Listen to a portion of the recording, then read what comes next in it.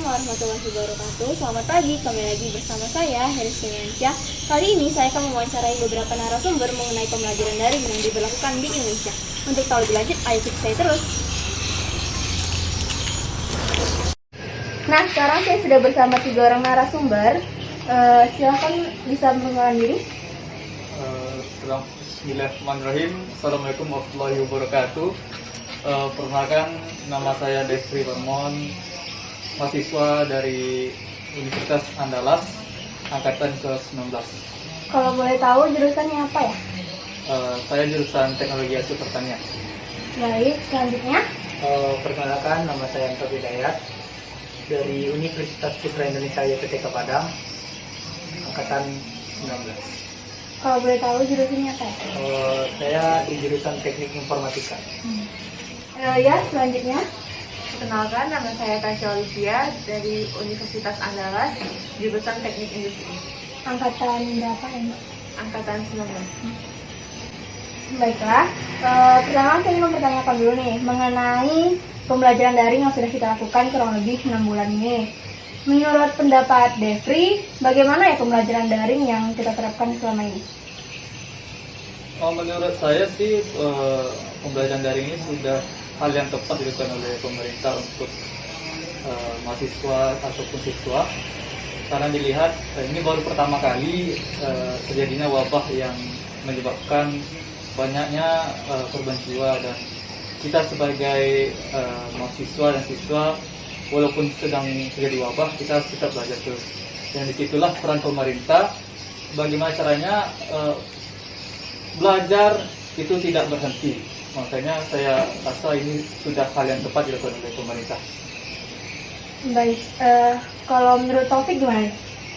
Menurut saya benar apa yang dikatakan saudara Depri, kebijakan pemerintah yang tepat. Cuman ya menurut saya kurang efektif ya, karena ada sebagian orang yang nggak bisa gitu paham gitu langsung melalui online gini. Mungkin segera berakhir. Ya, amin. Selanjutnya, kalau menurut Tasya nih, Ya, saya setuju juga sama yang dibilang Devri dan Taufik. Ini mungkin memang keputusan yang tepat dilakukan pemerintah, cuman butuh penyesuaian di berbagai kalangan, terutama di daerah-daerah yang agak terpencil, kurang jaringan yang kurang bagus. Terutama juga anak-anak SD yang butuh penyesuaian lebih banyak lagi. tadi Taufik sempat mengatakan bahwa kurang efektif. Berarti itu kan termasuk dari kekurangan pembelajaran daring ya, bisa dikatakan. Nah, menurut teman-teman bertiga nih, apa aja sih kekurangan-kekurangan dari daring yang dirasakan, dan apa harapannya biar pembelajaran itu tetap bisa efektif gitu? Ini bisa dimulai dari Tasya, pendapatnya. Kalau untuk kekurangan daring sendiri, kalau menurut saya ya pasti tentang jaringannya yang suka bermasalah, lelet. Apalagi kalau banyak yang pakai wifi, itu nanti suka tiba-tiba hilang sinyalnya, jaringannya. Terus nanti kadang lagi zoom tiba-tiba keluar sendiri. Gimana lagi? Kalau mau absen juga kadang susah kalau jaringannya mendadak hilang kan. Padahal dari awal kita sudah mengikuti itu zoomnya, tapi nanti tiba-tiba jaringan hilang terus nggak ikut absen, sama aja nggak hadir gitu. Oh, berarti seperti medianya yang mungkin ya, atau dari portalnya gitu ya, Iya. kurangnya. Mungkin kalau pendapat dari Taufik apa tuh kekurangannya selain tidak efektif tadi? Mengapa bisa dikatakan tidak efektif? Gitu? Ya kalau menurut saya pembagian kuotanya ya, karena nggak semua juga dapat kuotanya. Terutama saya juga nggak dapat gitu. Mungkin pembagian kuotanya agar dapat merata, jadi semua dapat dan jaringan jadi bagus juga. Mungkin itu dari saya. Kalau dari Devi nih apa kendalanya? Ini bukan seperti kendala atau kekurangan ya, ini lebih ke arah kenyataan yang kita dapati di kehidupan sehari-hari.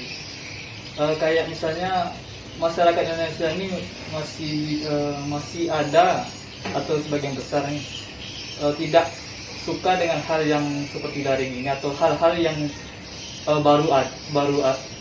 dulunya tidak ada sekarang ada gitu. Jadi kayak bertambahnya kerja, misalnya contohnya itu orang tua, di mana orang tua yang awalnya hanya mengantarkan anaknya ke sekolah sekarang harus mendampingi anaknya untuk belajar, dan kadang itu bisa mengganggu ataupun menghambat pekerjaan lain dari orang tua itu. Tambah sedikit mengenai kekurangannya ya, yang itu tingkat kemalasan kita itu meningkat. Kalau itu sudah secara nyatanya yang dapat ditemukan di mahasiswa ataupun diri saya sendiri, yaitu yang kan kalau kita kuliah secara offline kita dari rumah berangkat ke kuliah, dan itu yang fokus kita ke sana. Tapi terkadang di rumah ataupun di kamar kita melakukan daring, itu bisa jadi 50-50 ataupun 50-50% kita mendengarkan atau fokus terhadap penyampaian dari dosen, dan 50%-nya kayak tidak di situ pemikiran kita.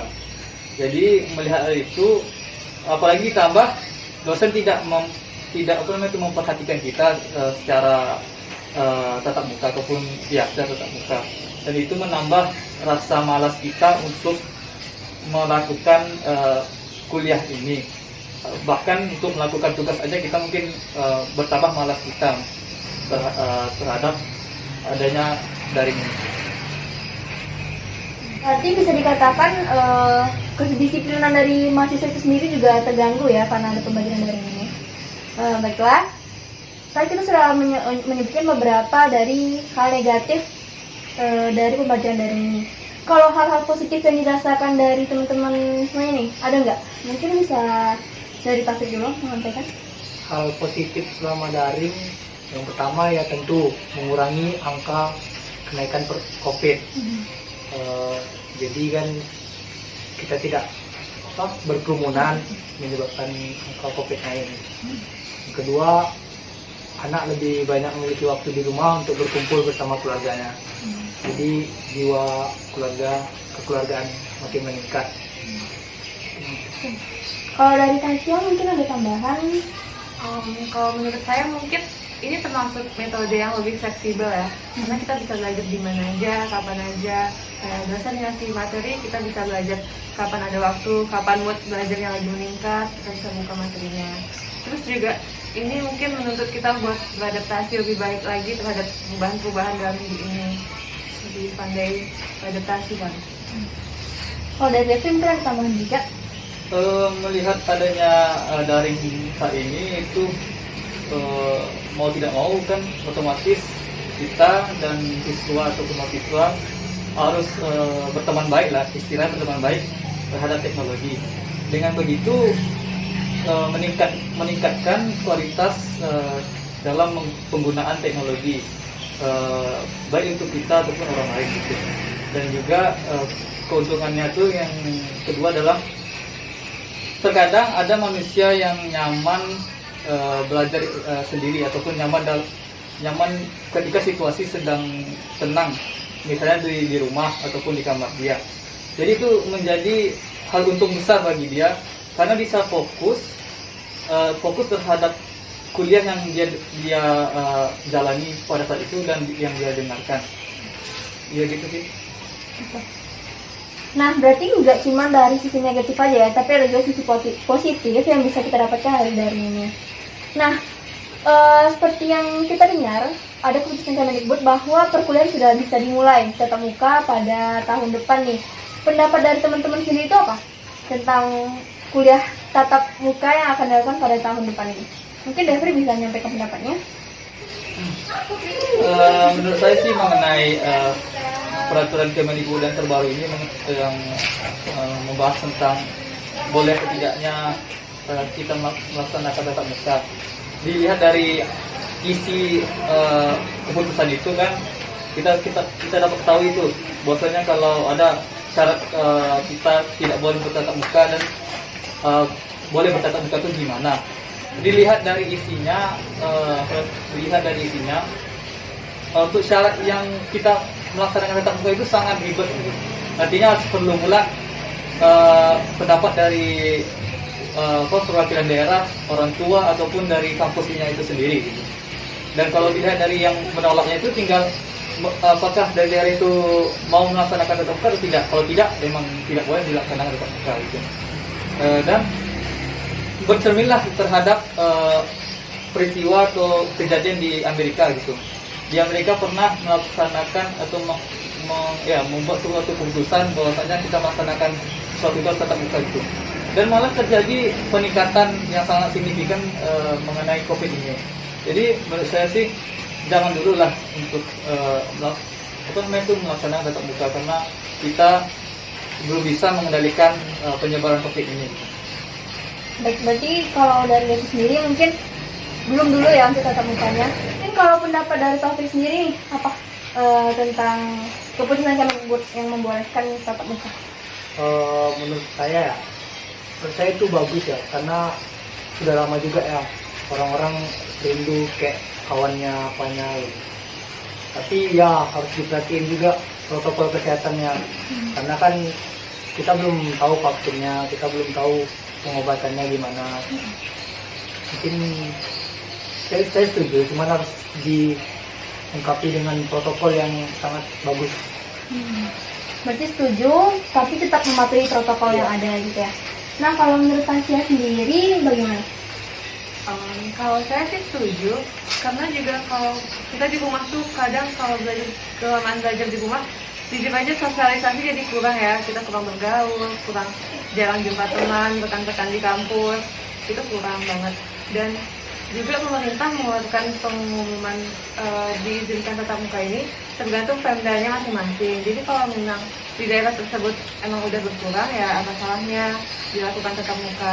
Tapi kalau mungkin memang masih banyak dan rawan untuk penyebarannya meningkat, mungkin belum bisa diizinkan.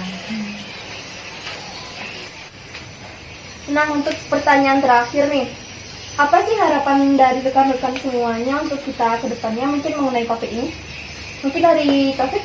Harapan saya semoga dapat beraktivitas seperti biasa ya, dan wabah COVID ini hilang gitu. Jadi seperti biasa dan kita dapat berkumpul, kita dapat belajar seperti biasa. Amin. Gitu. Kalau Tasya nih, harapan ke depannya apa? Iya, semoga wabah pandemi COVID ini kali ini aja melanda negara kita. Capek juga kan kemana-mana harus pakai masker, ngapa-ngapain harus pakai masker, jaga jarak, pengen ngerasain kebebasan kayak dulu lagi. Devi sendiri harapan ke depannya apa deh? Harapan saya sih ya cepat berlalu lah pandemi COVID-19 ini, dan yang terkena pandemi COVID-19 ini semoga cepat sembuh dan tidak terjadi hal-hal yang tidak kita inginkan. Dan pemerintah dan masyarakat haruslah saling meningkatkan komunikasinya satu sama lain itu, dan sehingga tidak terjadi miskomunikasi antara kedua belah pihak itu, antara pemerintah dan masyarakat. Gitu. Terima kasih atas waktunya rekan-rekan semuanya, dan semoga harapan-harapan kita tadi bisa terwujud. Amin. Berita yang bisa saya sampaikan hari ini, saya Heris Kelansyah dan kru yang bertugas pamit undur diri. Terima kasih dan sampai jumpa.